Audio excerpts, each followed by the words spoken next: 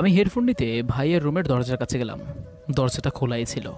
মাত্রই দুটি নগ্ন দেহ অন্তরঙ্গ অবস্থায় দেখতে পেলাম, এবং সে আর কেউ নয়, আমার বড় ভাই ও মামাতো বোন জান্নাত, যাকে আমি গত 2 বছর ধরে ভালোবাসছি। জান্নাতও আমাকে ভালোবাসে, কিন্তু আমি ওকে এই অবস্থায় দেখব তা কখনো স্বপ্নেও ভাবেনি। তারপর এখন আমাকে দেখে ভাইয়া ও জান্নাত দুজনেই কাপড় পরা শুরু করে দিয়েছে। লজ্জায় কেউ কোনো কথা বলছে না, হয়তো আমি এখানে আসবো তারা আশা করেনি। তাই আমি তাদেরকে বললাম, ছি ভাইয়া ছি, তোমাকে আমার ভাইয়া বলতেও ঘৃণা হচ্ছে। তুমি এটা কি করে করতে পারলে? তোমার লজ্জা করো না? ভাবি থাকা সত্ত্বেও তুমি এমনটা করতে পারলে? আর জান্নাত, তোমাকেও বা কি বলবো, আজ আমার নিজের প্রতি নিজেরই ঘৃণা হচ্ছে। ছে ছে। আবির, প্লিজ তুমি কাউকে কিছু বলো না, প্লিজ আবির, আমি তোমার পায়ে পড়ি। তোমার ওই নোংরা মুখে আমার নাম আর কখনো উচ্চারণ করবে না। আবির প্লিজ যেও না, আমার কথাগুলো শুনে যাও। তারপর আমি জান্নাতের কথায় আর কোনো উত্তর না দিয়ে কাঁদতে কাঁদতে আমার রুমে চলে এলাম। কিন্তু আমি এখন নিজের চোখকেই যেন বিশ্বাস করতে পারছি না। জান্নাত এমনটা কেন করলো? আমি ওর সাথে শারীরিক সম্পর্ক করতে চাইলাম না বলে ও আমার বড় ভাইয়ের সাথে এমনটা করলো। তারপর আমি এই ভেবে সারা রাত কেঁদেই কাটিয়ে দিলাম। বাসার কাউকেই বা একথা কি করে জানাবো? তাছাড়া আমি এই কথাটা সবাইকে যদি বলি তাহলে ভাবির সংসারটা ভেঙে যাবে। ভাবি তো এখন বাপের বাড়িতে আছে। তাই আমি সব ভেবেই ডিসিশন নিলাম যে আমি নিজেই বাসা থেকে দূরে কোথাও চলে যাব। তারপর আমি সকালে আমার জমানো মাটির ব্যাংকটা ভাঙলাম। 1336 টাকা ছিল। তাই ব্যাগে কিছু কাপড় ও জমানো টাকা নিয়ে বাইরে বের হতেই আমার মা বলল, আবির, এত সকালবেলায় কোথায় যাচ্ছিস বাবা? মা, আমি তোমাদের ছেড়ে দূরে কোথাও চলে যাচ্ছি, হয়তো আর ফিরবো না। আমাকে ছেড়ে তুমি কোথায় যাবে আবির? আর তুমি কি সত্যি বিয়ে করার ভয় পালাচ্ছ? চুপ! আমি তোর মতো নোংরা মেয়েকে বিয়ে করব, সেটা তুই কি করে ভাবলি? কেন আবির, আমার সাথে রাত কাটানোর আগে মনে ছিল না? জান্নাত, তুই এইসব কি বলছিস? হ্যাঁ ফুপি, আমি সত্যি বলছি। আবির আমাকে নষ্ট করে এখন বলছে বিয়ে করবে না। কি? তুই কি এইসব সত্যি বলছিস জান্নাত? ফুপি, আমি সব সত্যি বলছি। তারপর জান্নাতের কথাটা শুনেই আম্মু আমার গালে সজোরে একটা থাপ্পড় লাগিয়ে দিল এবং তারপর বলল, ছি, তোকে আমার ছেলে বলতেই ঘৃণা হচ্ছে। তুই আমার ছেলে হয়ে এমন করবি আগে যদি জানতাম, তাহলে আমি তোকে জন্মের পরেই মেরে ফেলতাম।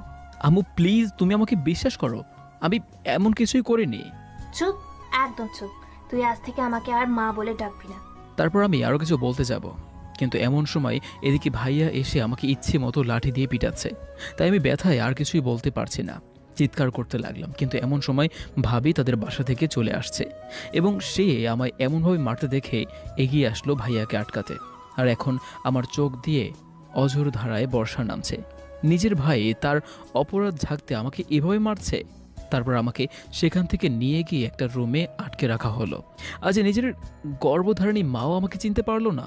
কিন্তু এই 1 বছর আগে ভাইয়া যখন অ্যাক্সিডেন্ট করে মৃত্যুর সাথে পাঞ্জা লড়ছিল, তখন আমি নিজে আমার শরীর থেকে 2 ব্যাগ রক্ত দিয়ে তাকে বাঁচিয়েছিলাম। কিন্তু আজ সে নিজেই কী করে পারলো আমার শরীর থেকে রক্ত ঝরাতে? তারপর আমার এসব ভেবে দু চোখ যেন অশ্রু আর বাধা মানছে না। আর জান্নাতের সাথে আমার প্রেম আছে সেটা বাসা সবাই জানে। তাই কিছুক্ষণ পর আম্মু এসে একটা পাঞ্জাবি আর পায়জামা দিয়ে আমাকে বলল, আজ তোর জান্নাতের সাথে বিয়ে, রেডি হয়ে নে। আর বিয়ে না করলে তুই আমার মরা মুখ দেখবি।